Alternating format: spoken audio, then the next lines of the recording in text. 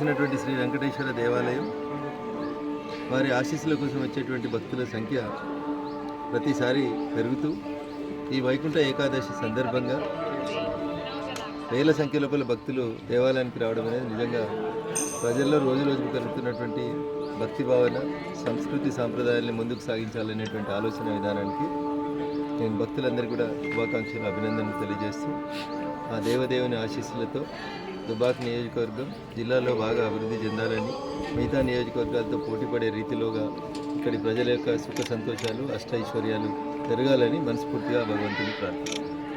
వెలిసినటువంటి శ్రీ వెంకటేశ్వర దేవాలయం వారి ఆశీస్సుల కోసం వచ్చేటువంటి భక్తుల సంఖ్య ప్రతిసారి పెరుగుతూ ఈ వైకుంఠ ఏకాదశి సందర్భంగా వేల సంఖ్య లోపల భక్తులు దేవాలయానికి రావడం అనేది నిజంగా ప్రజల్లో రోజు రోజుకు పెరుగుతున్నటువంటి భక్తి భావన, సంస్కృతి సాంప్రదాయాల్ని ముందుకు సాగించాలనేటువంటి ఆలోచన విధానానికి నేను భక్తులందరికీ కూడా శుభాకాంక్షలు, అభినందనలు తెలియజేస్తూ ఆ దేవదేవుని ఆశీస్సులతో దుబాక్ నియోజకవర్గం జిల్లాలో బాగా అభివృద్ధి చెందాలని, మిగతా నియోజకవర్గాలతో పోటీపడే రీతిలోగా ఇక్కడి ప్రజల యొక్క సుఖ సంతోషాలు, అష్టైశ్వర్యాలు పెరగాలని మనస్ఫూర్తిగా భగవంతుని ప్రార్థన.